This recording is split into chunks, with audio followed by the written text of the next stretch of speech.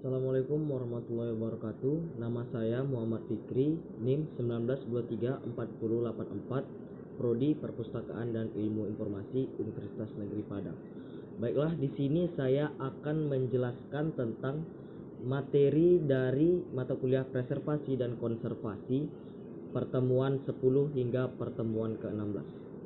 Langsung saja kita masuk ke pertemuan 10. Baiklah, materi dari pertemuan 10 berjudul peta, slide, fotokopi, dan tinta. Kita masuk ke peta.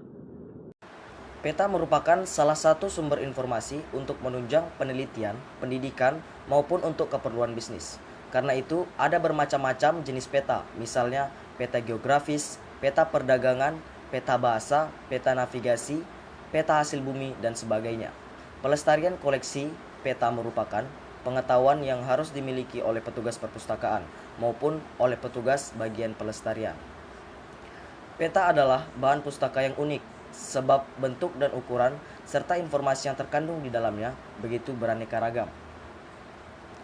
Dengan banyaknya bentuk dan ukuran tersebut, maka diperlukan ruang penyimpanan yang beragam pula. Berbagai jenis kerusakan pada peta, antara lain kerusakan karena faktor kimiawi dan kerusakan karena faktor mekanis. Selanjutnya, ada slide. Slide merupakan salah satu jenis bahan audiovisual yang banyak dipergunakan di perpustakaan, terutama untuk mendukung pengajaran dan penelitian. Slide juga memerlukan pemeliharaan secara hati-hati. Tempat penyimpanan harus bebas dari cahaya langsung dari luar, debu, serta kelembapan. Slide yang berserakan akan mudah rusak karena debu serta goresan. Slide tidak dapat dibaca dengan mata telanjang. Untuk membaca slide harus menggunakan alat yang disebut proyektor. Karena itu, proyektor harus selalu dirawat agar slide-nya dapat dimanfaatkan. Kemudian ada fotokopi dan tinta. Dewasa ini banyak perpustakaan menggunakan fotokopi, terutama untuk melestarikan koleksinya yang sudah rusak dan langka, sehingga bisa dipinjam pada pemakai. Tetapi, fotokopi sebagai sarana pelestarian dokumentasi masih sangat kontroversi.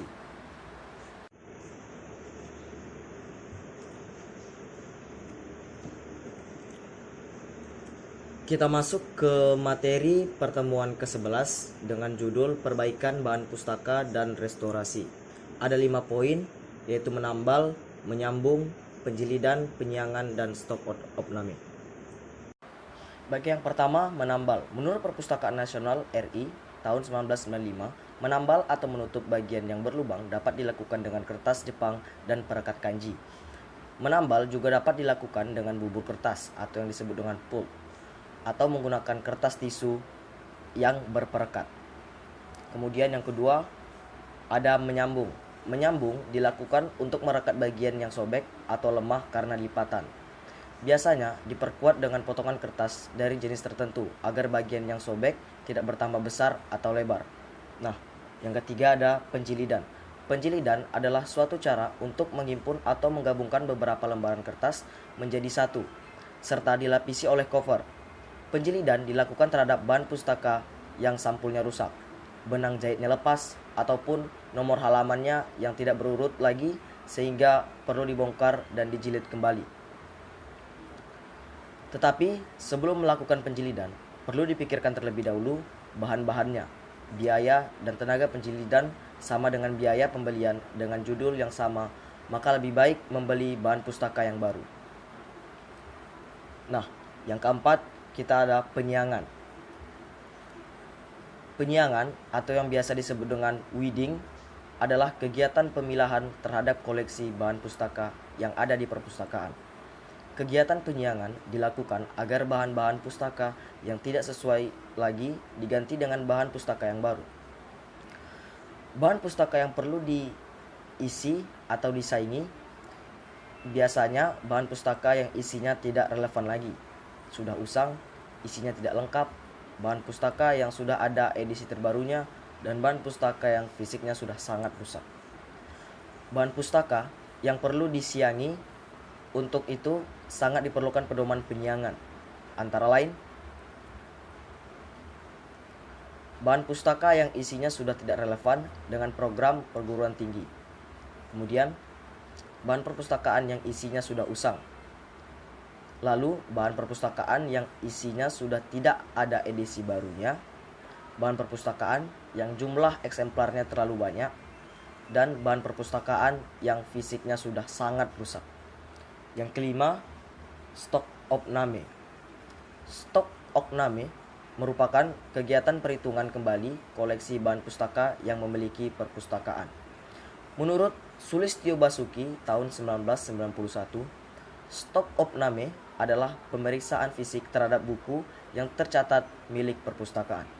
Sebelum melakukan kegiatan ini, perlu dipertimbangkan terlebih dahulu pelayanan apa yang dibutuhkan dan kapan waktu yang tepat untuk melakukan kegiatan stok opname agar tidak mengganggu pelayanan yang disediakan oleh perpustakaan kepada penggunanya. Adapun kegiatan stok opname bertujuan untuk: pertama, mengetahui dengan tepat profil koleksi bahan pustaka yang ada di perpustakaan. Kedua, mengetahui jumlah judul atau eksemplar koleksi bahan pustaka menurut golongan klasifikasi dengan tepat. Ketiga, mengetahui dengan tepat buku yang memiliki katalog, mengetahui bahan pustaka yang hilang. Keempat, mengetahui kondisi bahan pustaka apakah sudah rusak atau tidak lengkap.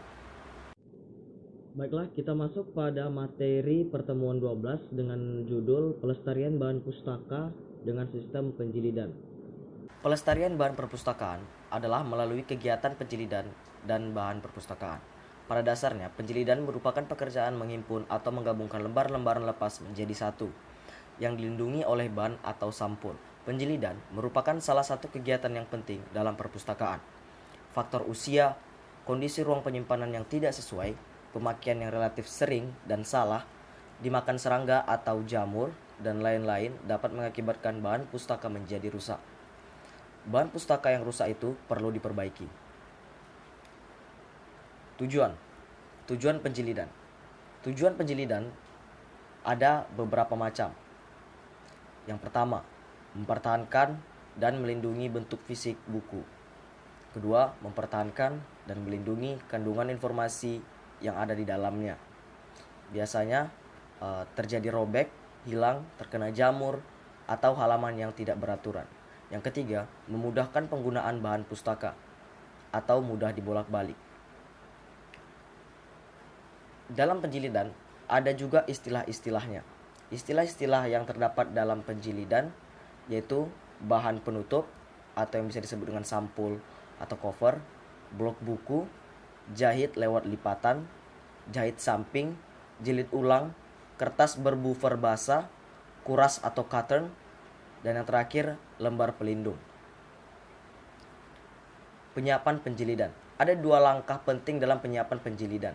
Antara lain, pertama, menghimpun.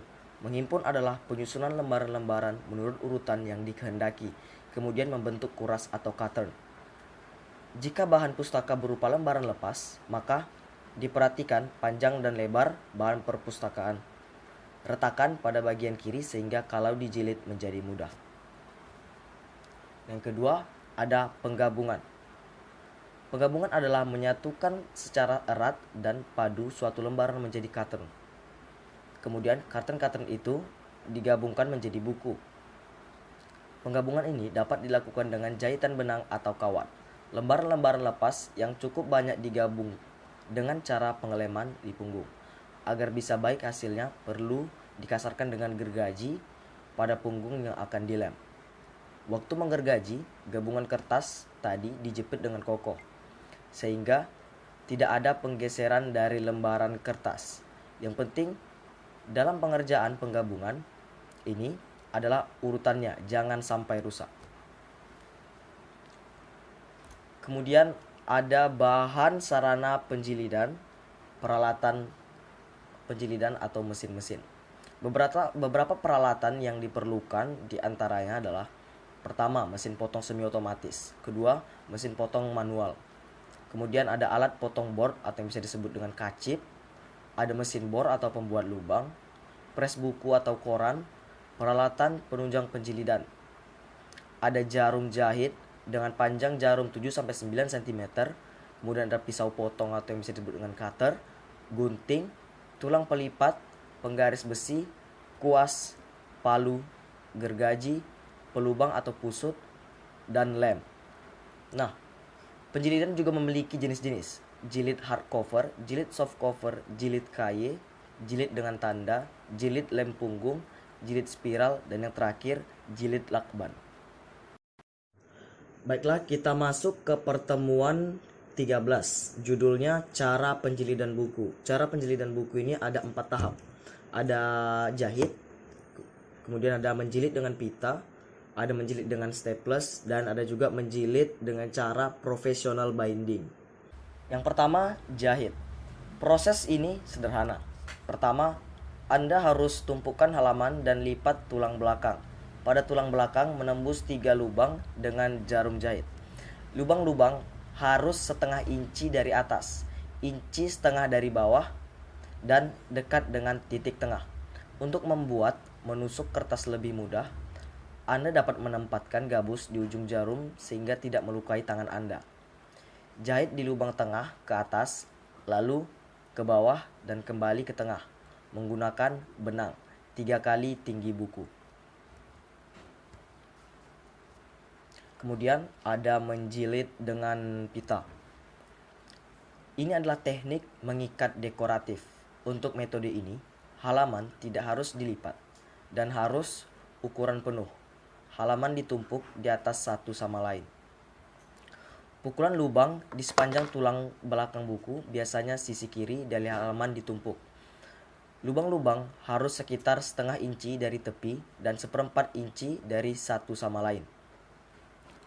Weave pita melalui lubang-lubang. Pita perlu 2 kali tinggi buku untuk mengikat dengan aman. Selamatkan gerakan ya Allah. Tes, halo. Lambat kali, Wak. Lambat kali gerak.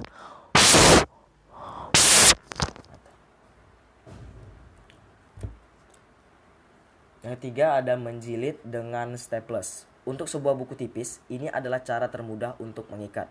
Cukup lipat halaman di mana tulang belakang akan dan ditumpukan halaman dalam urutan yang benar.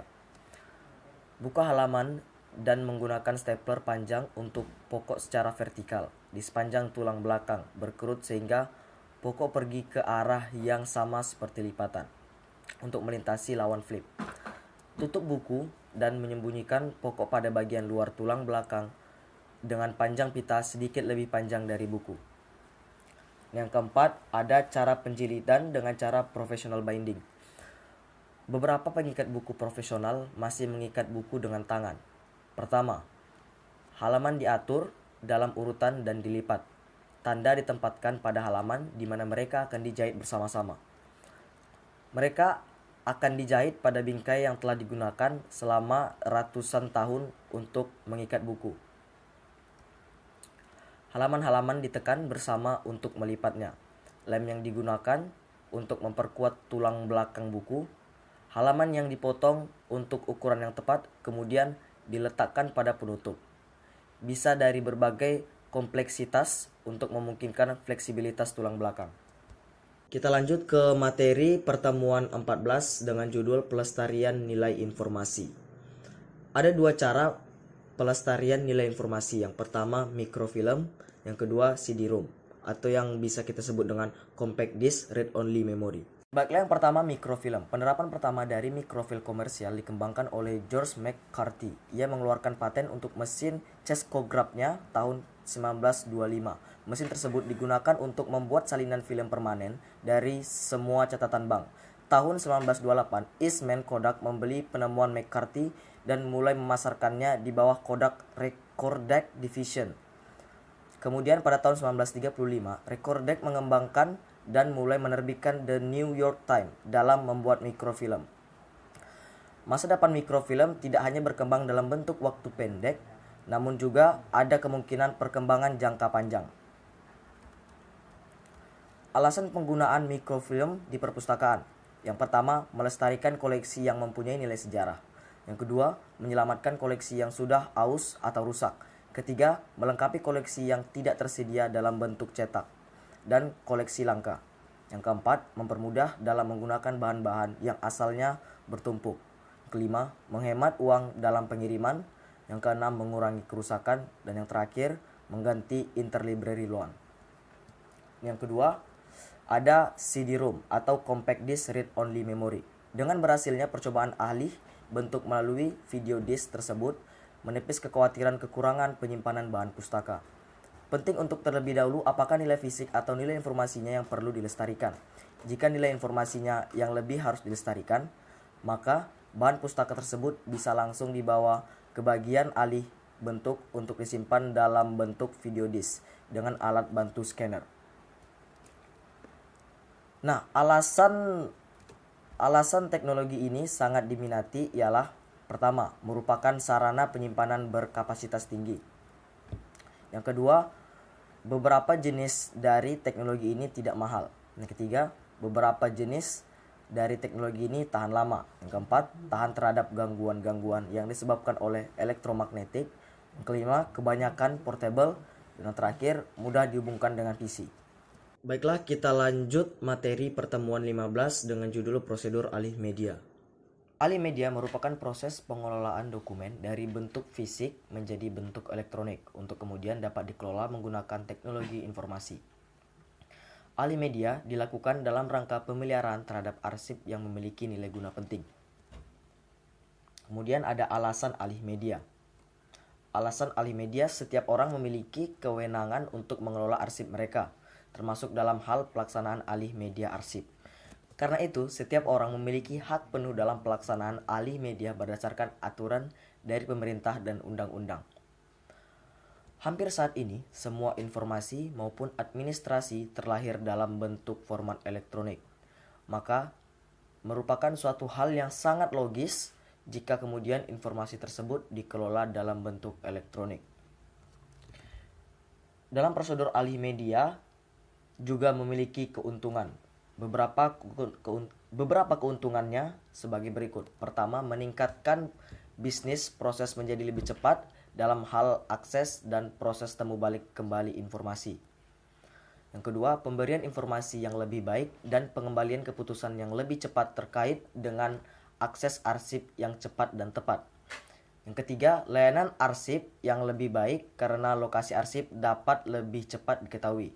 Yang keempat, mengurangi waktu yang dibutuhkan petugas arsip dalam mencari informasi.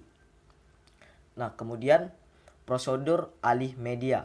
Prosedur alih media ini ada 3. Yang pertama, koleksi buku, majalah, teknologi, tepat guna. Yang kelima, standar penamaan file. Nah, standar penamaan file dimaksudkan untuk memperoleh susunan nama file hasil scan. Kita harus membedakan pengelolaan atau penyimpanan file hasil scan dengan penamaan file hasil scan. Hal tersebut dimaksudkan agar apabila file PDF tersebut dipindahkan ke posisi yang seharusnya di bawah database-nya masing-masing, maka kita tidak perlu lagi mengubah susunan nama file tersebut setelah di-link-kan ke database-nya. Untuk penyimpanan hasil scan, bisa saja kita mengelompokkannya berdasarkan jenis koleksinya. Namun, akan lebih mudah apabila kita kelompokkan penyimpanannya juga berdasarkan jenis database-nya. Apakah file tersebut termasuk IPTAN, atau IPTAN buku, atau PTTAN, jika tidak disimpan pada folder proceeding, majalah, atau brosur. Itulah penjelasan dari saya tentang materi dari mata kuliah preservasi dan konservasi pertemuan 10 hingga pertemuan 16. Baiklah, saya sudahi penjelasan saya atau presentasi saya pada hari ini. Kurang lebihnya saya mohon maaf. Wabillahi taufiq wa hidayah. Wassalamualaikum warahmatullahi wabarakatuh.